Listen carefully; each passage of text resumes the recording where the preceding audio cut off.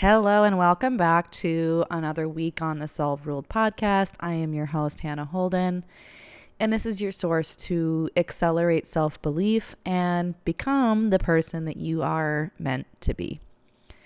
How are you feeling today?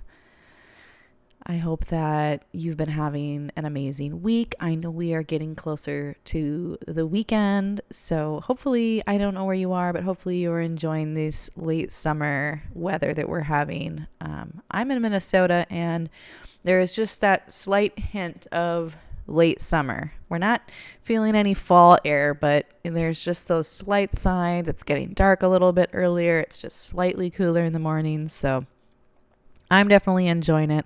Plan to get out on a nice walk today. Hope you're enjoying wherever you are and that you're making a little bit of time for yourself. I was really struggling with what I wanted to talk about this week, and I think I want to just have a really real conversation about passion. And I can't take credit for this idea. Yesterday I was at an auditorium filming a short video. So at some point this will come out in a few weeks. It's a video with some samples of my speaking, which is great for meeting organizers and people who are looking to hire speakers to be able to get a sample of a speaker's work. So very simple, short video. But I was talking with the guys there who were doing the filming and also taking photos and just having some interesting conversations after we were done. And one of the guys there was talking about how passion is kind of a lie. Those weren't his exact words, so I'm butchering what he said, but just kind of this misconception we have around passion. And it's something I've thought a lot about. I think sometimes we're told to go find your passion or just make sure you're passionate about it. But passion is, I would put it in the same category as happiness. It comes and goes. And so I learned a long time ago, as far as happiness goes, to focus more on peace, to focus more on contentment, those emotions, than happiness, because in my life experience, happiness can come and go, and it's not a constant. And just because we're not feeling happy in a moment doesn't mean that there is something wrong with us or something wrong with our life. And I would put passion kind of in the same boat. I think his comments yesterday about just kind of how unfair it is for people to be telling people to find their passion. And I agree, because I think sometimes we're not sure what we're passionate about. But this is something I decided I wanted to dig into just a little bit today, because passion is something that I think also comes and goes. And I will share that even the things I am most passionate about, that are literally constants in my life, things I've always been passionate about, I'm currently passionate about, will always be passionate about, the day-to-day feelings come and go. And I'll give you a few examples. I have always been passionate about working out and going to the gym. That started when I was about 16. But there are certainly days, there are weeks, there are seasons in my life when I become disillusioned with it. Maybe there's other things going on with me, mentally, emotionally, just workload, and I just don't feel it. I don't feel excited about it. But I know it's a passion, because whenever those feelings pass, I always come back to it. And it's not just because I always feel so excited to go do it, but it's because I feel good once I've done it. And usually once I get myself into it, I'm like, oh yeah, I'm so glad that I came and did this. So it's a passion, because I think passions, they come back to us. And if we try to hold on to them and expect that every single day we're going to be at 100 with that passion, I think maybe that's where it's easy to get disillusioned with our passions, because they really can come and go. And maybe there will come a time one day when I just no longer have passion for it, and then I might have to reevaluate. But that's kind of my perspective on passion, and you'll know it's a passion if it's always coming back to you.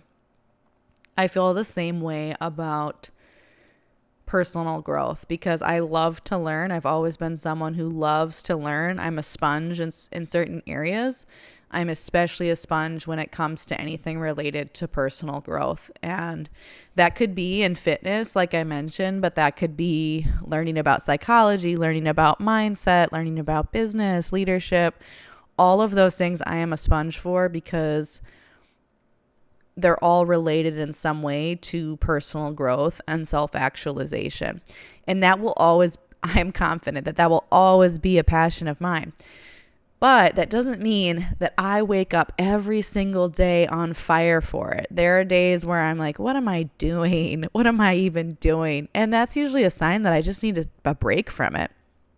I say this because I'm so passionate about personal growth that I started building my life and my business around it.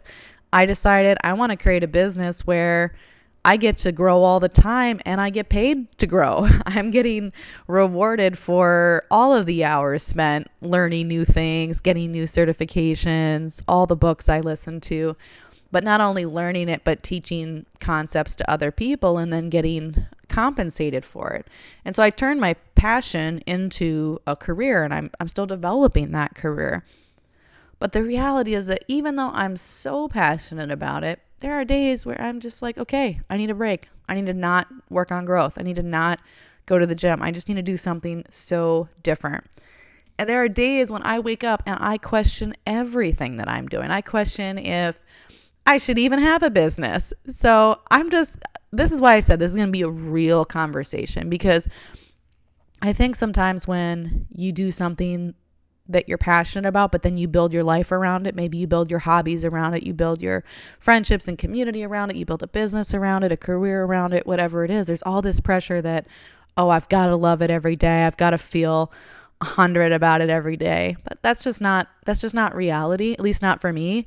And I think that's the conversation maybe around passion that's more helpful, because it will come and go. And like I said, there are days where I'm just like, am I doing the right thing?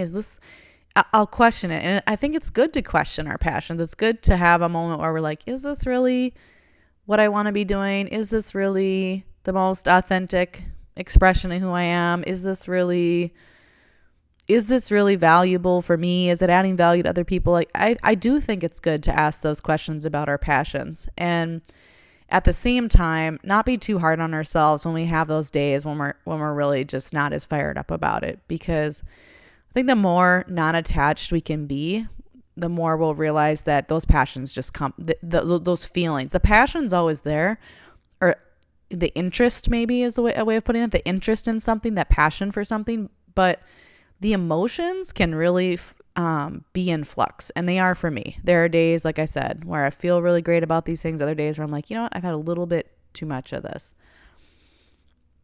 So those are some of the thoughts I wanted to share on passion, since I just happened to get into this conversation this week. And yeah, don't put too much pressure on yourself to feel passionate all the time. There are ups and downs, and even with the things we love the most, there are ups and downs, and that's totally natural.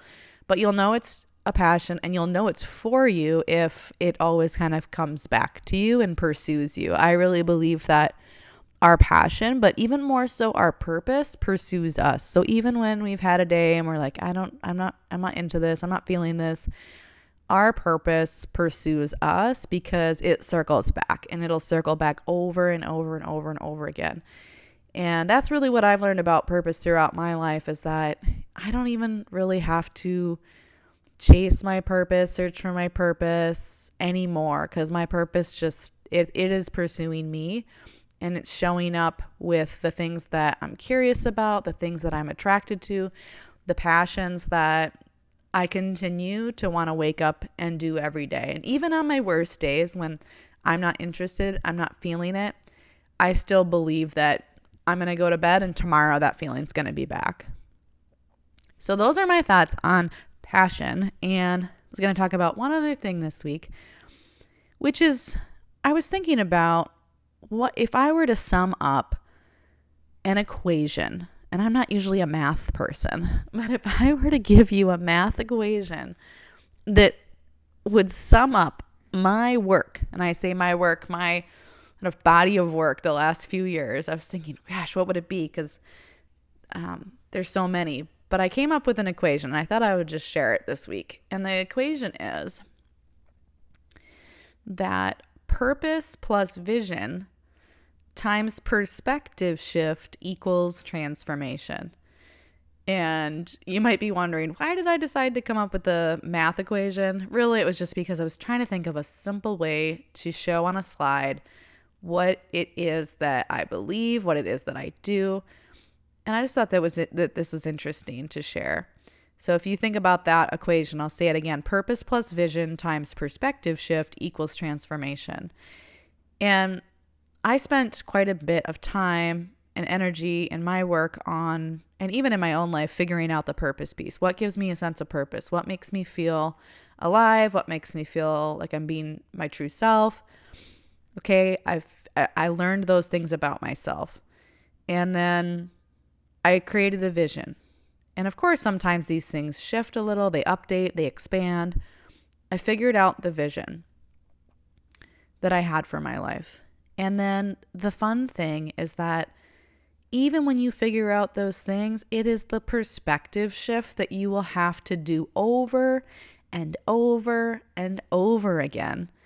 And that is what actually amplifies, that's that multiplication of your purpose and vision. So it's one thing to identify, okay, I know what my purpose is. I know what I love to do, what impact I want to have. Okay, I know the vision. I know where I want to be going. I know who I want to be, what I want to be in 5-10 years. Okay, great. But those things are static. Those things are not going to come into fruition until we are willing to update our perspective over and over and over and over and over again in order to achieve those things. And then in the end, what that leads to is transformation. So purpose plus vision times perspective shift equals transformation. And I think this is just kind of a clever way of saying that you have to have a growth mindset. But this is the equation, and the perspective shift is sometimes the hard part. But what I would say about the perspective shift is that we have to be willing to constantly question how we're looking at things. How am I looking at this situation? How am I viewing it? How am I seeing myself in this scenario? And constantly be updating those. And that is what is going to multiply that purpose and vision out into the world. And the benefit of that is not even a vision fulfilled. The benefit of that is transformation, and that is our internal transformation. I always say that it's not about the destination. It's not even about achieving the thing that we want. It's about the person that we become in the process, in pursuit of that big vision as we live out our purpose. So the joy is in the journey, and the real benefit is in the transformation. But we don't have that transformation unless we're willing to be fluid, willing to be like water, willing to be able to release any perspective that isn't serving that vision. So food for thought this week. And I think the perspective shift I was looking at today on this episode was around passion. And so just to kind of bring this full circle, I know what my purpose is. I know what my vision is. But yeah, there's days when I'm not feeling the heights of passion about what I do. And that is where a perspective shift was needed. The perspective I needed in order to continue to pursue my path was to say, look, I know that I'm passionate about this. I know that this direction is the direction I want to go. I'm committed to this direction. But it's okay that I don't feel on cloud 9 every single moment of every single day. It's okay to know I'm going the right way, even if I don't currently have the emotion of high levels of passion. So that was the perspective shift. And so that leads to the transformation. So I think I decided at some point that I would always be willing to change my perspective in service of what I actually want, change my perspective in order to be flexible and adaptable, because if we aren't willing to change our perspective, that is where we get stuck. That is where we are feeling at odds with the direction we've set in our lives, and we start to think, oh, there's something wrong. I picked the wrong thing. And maybe you're not aligned, but I know that I am. So if I'm feeling that way, then that's just an invitation to shift my perspective in some way. And that is where that agility, that mental agility, is going to serve you so much, as if you can set a course for your life and say, okay, this is the direction I'm going. I know this is true for me. This is my true north. And I am willing to constantly update my perspective in order to get there.